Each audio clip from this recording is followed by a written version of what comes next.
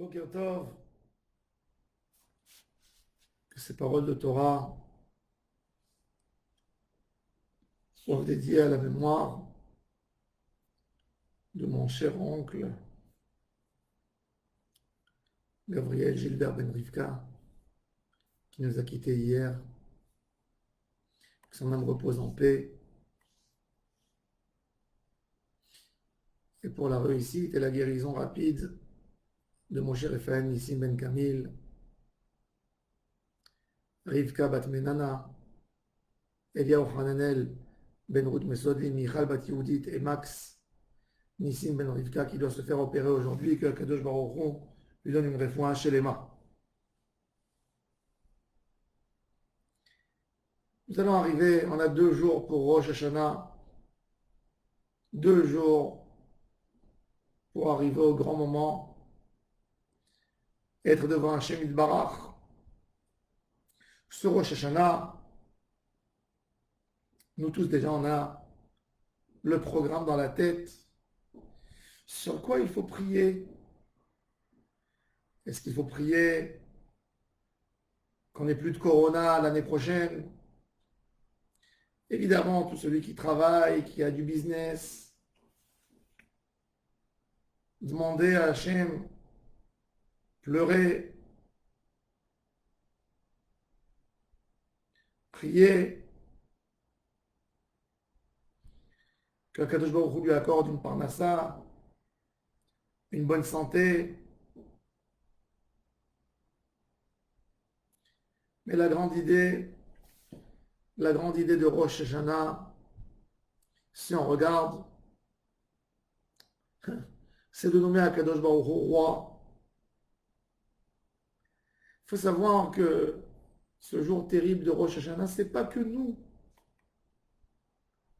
sommes condamnés. Même Akadosh Baruch Hu est condamné par nous le jour de Rosh Hashanah. Condamné dans le sens combien nous allons le servir. Est-ce que nous allons comprendre cette année c'est quoi sa grandeur? Et on va tout faire pour le servir. Ou on restera endormi comme toutes les années qui nous sont passées. Le Zohar Kadosh, le Zohar dans les Tikkunim de Rabbi Shimon Bar Yochai, il a 70 commentaires sur le mot Bereshit et chaque mot, chaque commentaire différent, c'est un chapitre dans ce livre extraordinaire qui s'appelle Tikkun Zohar. Et dans le 6e chapitre, le Zohar nous dit, se plaint sur les hommes que le jour de Rosh Hashanah et Kippour, la seule chose qui les intéresse, c'est la parnassa, demander la parnassa, demander la bonne santé, et ne pas parler du fait qu'Akadosh Baruch Hu est comme un prisonnier, est emprisonné avec nous dans la galoute, dans l'exil. Et le Zohar nous dit, je traduis, je ne dis pas le texte araméen, je le traduis directement. Malheur aux hommes, que Akadosh Baruch Hu est emprisonné avec eux, que la Shrina est emprisonnée avec eux, et on sait qu'un prisonnier ne peut pas sortir seul de la prison, il faut qu'il ait un collaborateur à l'extérieur pour l'aider à faire sortir. Et la seule chose pour faire sortir Akadosh Baruch Hu et la Shekhinah de prison, c'est la Teshuvah de l'homme. Et Akadosh Baruch Hu qui voit que les humains sont en train de dormir, il regarde par la fenêtre pour voir est-ce qu'il y a quelqu'un qui s'est réveillé. Mashgiach minachalonot, metzitz minacharakim. Akadosh Baruch Hu regarde dans les fenêtres des synagogues et il regarde les gens de comment est composée leur prière. Vaïfen kovacho, vayar kien ish. Il a vu qu'il n'y a personne. Et chacun demande ce qu'il a besoin. Dieu, guérison pour ma tante, pour mon oncle, pour mon frère. Parnassa Tova pour moi. Shalom Bayit pour moi. Aide-moi de bien éduquer mes enfants. Aide-moi de pouvoir acheter un appartement. Aide-moi que je réussisse mon business. Mais personne qui crie Hachem, dévoile-toi dans le monde. Personne qui crie avec les mêmes larmes. Hachem, je veux m'approcher de toi. Et il dit le Zohar que ces gens ressemblent à des chiens qui aboient sur des passagers et qui n'ont pas honte des passagers. Quand un chien voit un passager qui s'approche à côté de la maison de son maître, il aboie. Il n'a pas honte. Même si l'homme qui passe, c'est un homme qui est habillé avec une cravate, avec un costume, le chien n'a pas honte, n'a pas la notion de la timidité. Et le Zohar nous dit que celui qui demande à Hachem que de la parnassa le jour de Rosh Hashanah, il ressemble à cet animal. Et il faut comprendre ce Zohar dans le texte de la prière de Rosh Hashanah. Dans ce même texte, nous avons Kotvenu Besefer Parnassa Tova, écrit-nous dans le livre de la Parnassa, dans le livre de la Refoua, de la guérison, dans le livre de Sha'ar Mazon. Alors, pourquoi le Zohar, ça ne lui plaît pas la prière de Rosh Hashanah? On lit Rosh Hashanah, ce qui est écrit dans notre Sidour, et c'est écrit là-bas. Alors, dans les livres de Moussard, on explique qu'il y avait un roi, un grand roi, qui avait des enfants qui se sont mal comportés. Et le roi a décidé d'éduquer ses enfants, de leur apprendre, de leur donner une leçon. Et il s'est dit, ces enfants, ils n'ont jamais été manqués de rien. Ils sont tellement gâtés. Ils ne comprennent pas la réalité des choses. Qu'est-ce qu'il a fait? Il a dit, je veux qu'ils apprécient un peu ce que je leur ai donné. Il les a pris, il les a envoyés dans la campagne et il leur a donné que un peu de pain, un peu d'eau. Pour qu'ils apprécient. Et en même temps, pour ne pas qu'ils apprennent des campagnards à se comporter comme des hommes qui n'ont pas de règles, de politesse, il leur a donné des livres de morale. Et le roi attendait que ses enfants changent pour le bien. Et chaque fois, il envoyait des gens pour voir quelle est la situation des enfants. Et ils lui ont dit, tes enfants imitent le comportement des gens où ils vivent. Et le roi, ça lui a fait trop mal. Il a dit, je ne vais pas les laisser là-bas pour que leur situation se dégrade encore. Il voulait qu'on l'appelle. Et que les enfants demandent de retourner chez papa. Mais les enfants n'ont pas demandé. Ils sont orgueilleux. Même le peu de pain qu'il leur donnait et le peu d'eau, il a demandé de leur retirer. Pour qu'ils demandent à revenir, qu'ils comprennent. Et le roi, qui va voir ses enfants, il n'en peut plus. Il a son cœur qui bat pour ses enfants. Ça lui fait trop mal, cette séparation avec les enfants. Et qu'est-ce qu'il fait? Il fait comme s'il allait visiter dans la région. Et il veut entendre les plaintes des citoyens. Et chacun a le droit de demander au roi ce qu'il veut. Et le roi décide ce qu'il va lui accorder, ce qu'il va lui donner, ce qu'il demande ou il ne va pas lui demander. Donc il met des affiches dans la ville.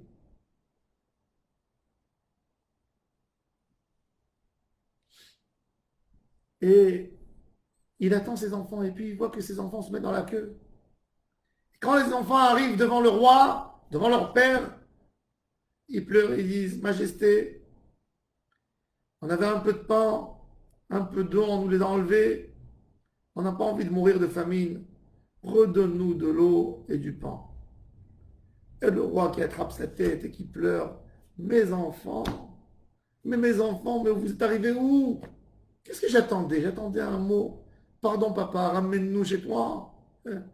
Vous serez retourné au palais, vous aurez besoin de l'eau et du pain. Vous avez là-bas toutes les plus bonnes choses qu'il y a dans le monde. Et vous me demandez du pain et de l'eau. C'est exactement ça. Les manques que nous avons dans ce monde, c'est pour nous faire comprendre des choses. C'est pour nous faire comprendre qu'on s'est éloigné de Dieu. Et qu'est-ce qu'on demande? Au lieu de demander de retourner dans la maison de papa, on demande du pain, de l'eau, plus de Corona, Parnassatova. C'est ce que tu demandes. C'est vrai, c'est écrit dans le livre, c'est une formule de demande, mais c'est pas pour toi. Demande sur la grandeur d'Hachem, que sa grandeur se manifeste dans le monde. Demande à être attaché à Dieu et tu auras tout. Aïe, comment il faut pleurer ce jour sur la grandeur d'Hachem. On sait, nous tous, combien de jours et de nuits on a perdu dans les tentations de ce monde. Combien on s'est perdu complètement.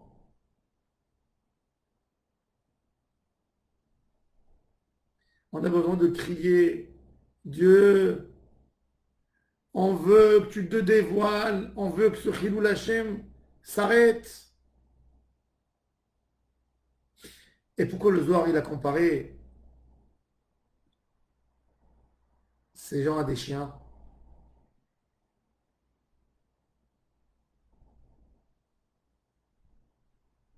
Parce que le chien, il a un caractère intéressant. Il aboie sur tout le monde, sauf sur son maître. Sauf sur son maître. Le chien, c'est le plus misérable de tous les animaux parce qu'il dépend uniquement de la nourriture de son maître. C'est pour ça que dans Perek Shira, les chiens ils chantent un chant extraordinaire devant Akadosh Baruch Hu. Si on regarde il y a un traité des chants de la création de la nature. Et le chien il dit Bo nishtachave v'nichra nivrecha lifnei Adonai Osenu. Le chien il a une anava avec tout ce qu'il est arrogant et qui crie sur chaque passager. Mais devant son maître, il se plie, il se met par terre, il s'étale. C'est-à-dire que quand il voit le roi dans le grand jour, il s'étale, le maître du monde. Et le Zohar nous dit, ne soyez pas comme le chien, vous êtes plus grave que le chien. Le chien, il aboie sur les autres, mais quand il arrive chez son maître, il lui lèche les pieds. Et vous, quand vous avez un rendez-vous avec le roi, avec papa, avec Hachem, le jour de Rosh Hashanah, vous êtes en train d'aboyer, vous criez, effacez-vous à Dieu. Mes frères, un homme peut être en exil, en galoute. Il y a des galoutes très très dures quand on vit avec des hommes qui ne nous aiment pas. Une galoute, c'est quand un homme, il n'est pas content l'endroit où il était censé à vivre, à se promener, à s'épanouir. Cet endroit n'est pas bon pour lui, il a un mauvais voisin, il a une menace. Ça, c'est une galoute. Ça, c'est une galoute. Mais quand on a la galoute en soi, c'est la chose la plus terrible. Rosh Hashanah, il faut pleurer devant Dieu. J'ai un cœur, j'ai une parole et j'arrive pas à te parler. Akadosh Baruch Hu, tu m'as donné une bouche et je suis pas capable de parler avec toi sincèrement comme il se doit. Sur ça, on a besoin de pleurer, Rosh Hashanah. Crier, Dieu, fais-moi une circoncision du cœur. Circoncis-moi mon cœur, que je puisse trouver des phrases sincères à te dire, que j'arrête de me mentir à moi et de mentir à toi, que je sois dans le émet.